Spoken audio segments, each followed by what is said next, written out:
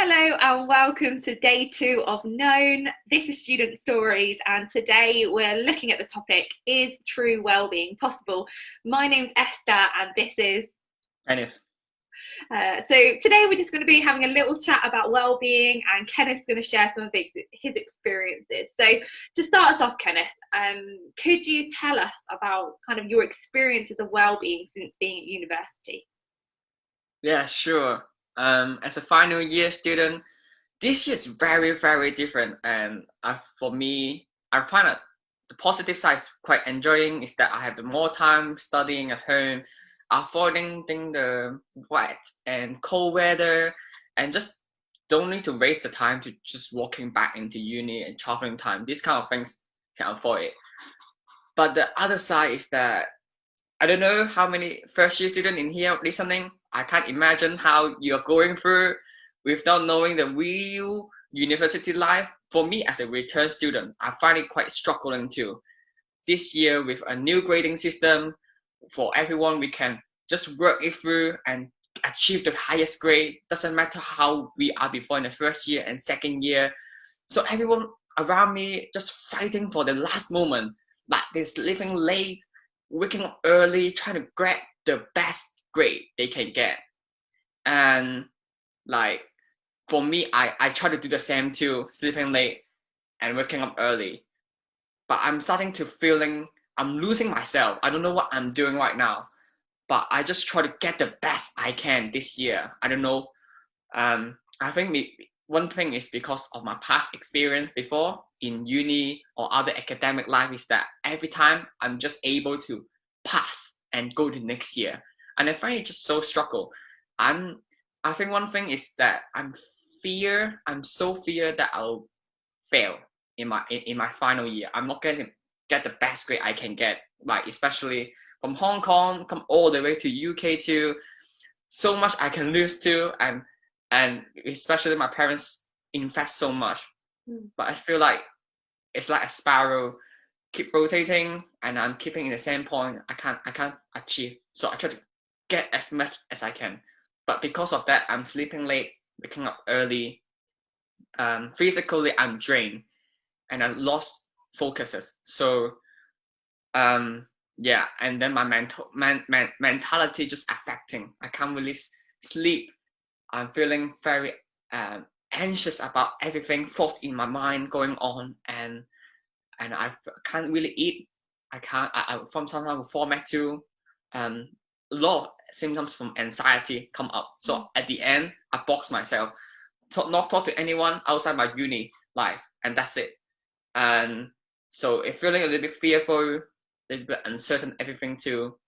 So yeah, that was a bit up and down in the uni this year, I would say. Yeah, thank you so much for sharing so honestly there, Kenneth. I'm sure many others can resonate with that. Why do you think, Kenneth, good well-being is important? Well, let's talk about what is well-being first. So many people talk about well-being, books, website, especially now people talk about how your mentally can improve to so many thoughts going on.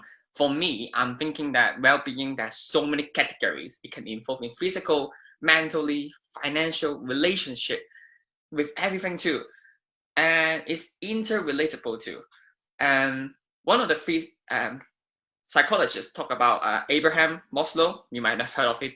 Him talk about the hierarchy of the human needs, where the first part of it is the physical needs, and then the highest one is self actualization, something like that. But it's about everything is interrelatable when you satisfy the first part and you go up to it. And so until you reach the highest level, you can perform the best full potential in creative activities. For me, I'm finding that it's so important for us to talk about is that it's like that. For me, example, I'm not sleeping good. I'm waking early. I'm feeling disturbing to my physical. I'm disturbing. I'm not eating well too. Later on, it affects my mental being. That I'm very anxious, having anxiety, depressing. I'm not want to speak to anyone right now. Isolate myself and box myself in one box. and later on affected my how I spend my money, financially to problems and everything else. It affect in the one package.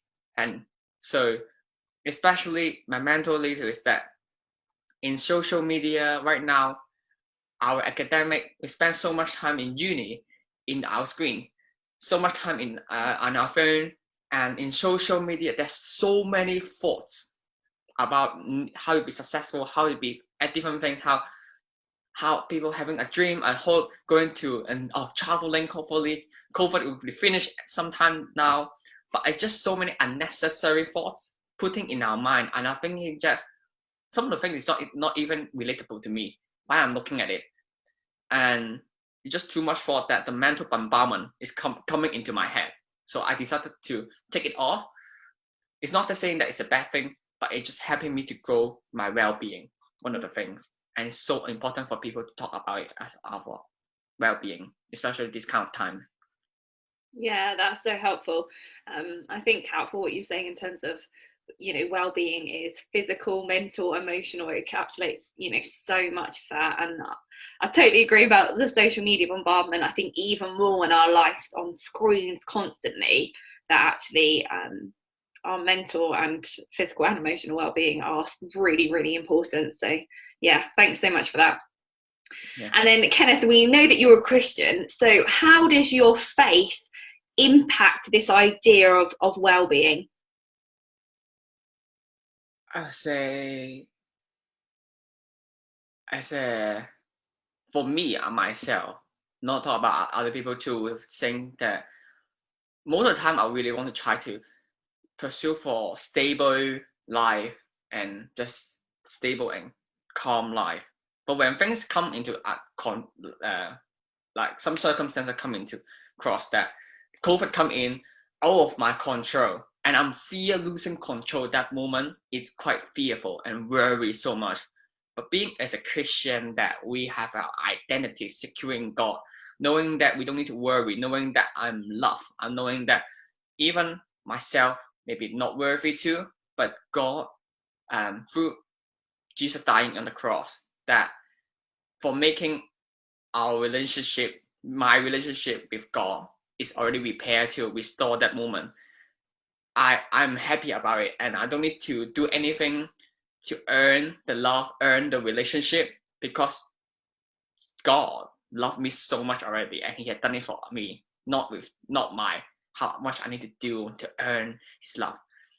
And in John first chapter, verse 12, I think, yeah, saying that if we receive in Him, believe in Him, receive His love, then we can receive the identity as a child of God. That is so precious. And knowing that I have assurance, knowing that through that relationship, me and God, I can increase my well-being. There's hope. There's assuring that when Jesus coming back, I can have the perfect well-being, but not until He will come back. But meanwhile, I'm saying that is as a Christian, maybe we we are Christian, it's not saying that we're gonna have a perfect life right now, perfect well-being, we're gonna not no trouble anymore. That is such a lie. But it's that we have assurance, knowing that we can trust in God, knowing that if I'm in my uni, maybe my grade before wasn't going well, I can trust that God have a pathway for me, an open pathway that is good for me and best for me to walk in.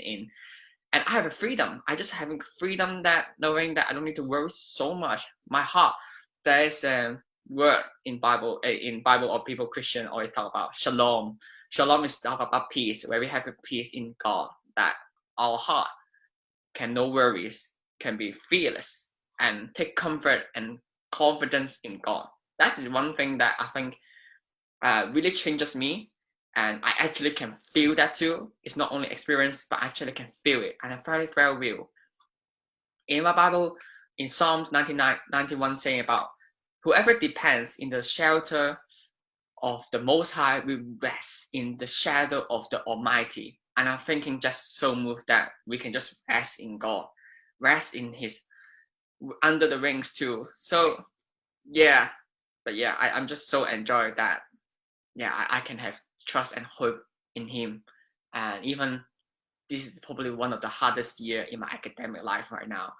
I spent so much effort to do my dissertation, but I don't need to worry so much, that knowing that God have ready for me and prepared the pathway for me. Yeah. Yeah, thank you so much, Kenneth.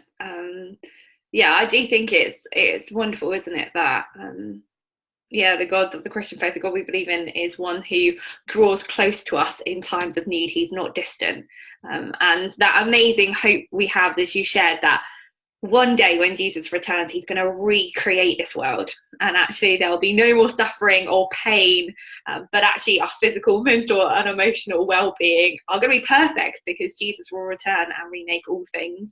And that's a wonderful hope that we can have as Christians, as well as knowing that God draws close to us meanwhile. So yeah, thank you so much, Kenneth, for joining us today. We really hope that you've enjoyed watching. If you have any questions, please contact a Christian friend if you have one. If not, please message us on the Coventry Christian Union Facebook page or Instagram. We would love to continue this conversation. But just to let you know that tomorrow there'll be another Student Stories at this time, and tomorrow evening at 7 o'clock on Facebook Live and YouTube, we will be having an acoustic night and looking at the topic of where is God in suffering. I think you'll probably agree that that's a huge topic at the moment, especially with COVID. So why not tune in and hear that response? But for now, thank you so much and thanks for watching. Bye.